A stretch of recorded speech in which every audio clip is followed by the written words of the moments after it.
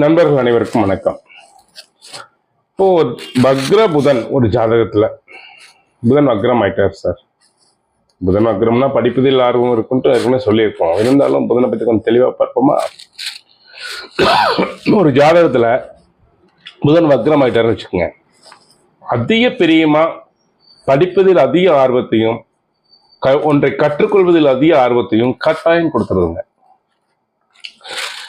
புதன் என்னைக்கே பாருங்க, புதன் பலமாக இருந்தால் இல்ல பலவீனமாக இருந்தால் என்ன தன்மைன்னு கேட்டீங்கன்னா, ஒரு ஜாதகத்துல புதன் பலமா இருக்கும் பொழுது அவர் என்ன படிக்கிறாரோ அந்த படிப்பு வாழ்க்கைக்கு பயன்படுது. சார் நான் படிச்சேன் சார், நான் பார்க்குற வேலைக்கும் படிப்புக்கு சம்பந்தமே இல்லை சார், கஷ்டப்பட்டு படித்தேன் ஆனால் படித்து பிரயோஜனம் இல்லை, நான் ஒரு வேலை பார்க்குறேன். சிலர் பார்த்தீங்கன்னா நல்லா படிச்சுட்டு கந்து கடையில் கந்து விட்டு இருப்பாங்க. என்னையா அப்படி படிச்சு ஃபர்ஸ்ட் ரேங்க் வாங்கினியே எப்படி படிச்சுட்டு போயிருக்கீங்கன்னா என்ன சார்ன்றது வாழ்க்கையினுடைய விதி எங்கேயோ கொண்டு போயிடுச்சு சார்மா.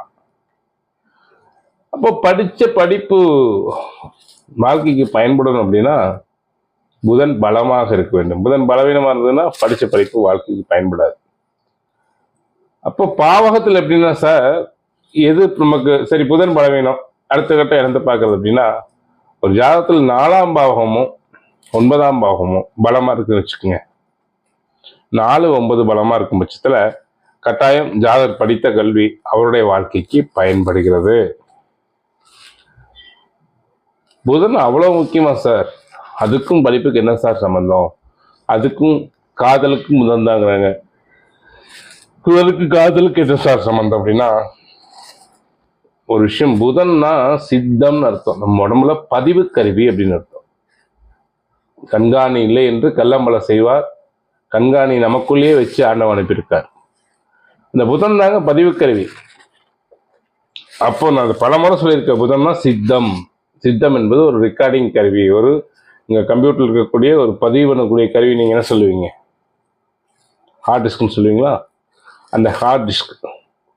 இப்போ புதன் பலமா இருக்கு அப்படின்னா அது எதன் மேல பதிதோ, இப்போ சித்தத்தை சிவன் பாலை வைத்தான் என்று சொல்றாங்க அல்லவா, இறைவன் மீது வைக்கிறீங்களோ, இல்ல சித்தத்தை காதல் மேல வைக்கிறீங்களோ, இல்ல சித்தத்தில் படிப்பு மேல வைக்கிறீங்களோ, அது உங்க மனசுல ஆழமா போயிடும். உங்களுடைய சித்தத்துல ஆழமா போய் திருப்பி அது ரிப்பீட் ஆகும். அதனாலதான் ஒரு கற்ற கல்வி எழுவிருக்கும் பயன்படும் சொல்றோம். அது திருப்பி ரிப்பீட் பண்ணி எப்படியாவது தான் கற்றதை வைத்து அந்த ஜாதகர் அதைவே வைத்து பயன்படுத்தி முன்னேறி விடுவார். அதனாலதான் புதன் பலமா இருக்கும்னு சொல்றோம். கற்றது வாழ்க்கைக்கு பயன்படணும்னா, பலவீனமா இருந்தா கற்றது வாழ்க்கைக்கு பயன்படாது. புரிஞ்சுக்குங்க, இதுதான் புதன்.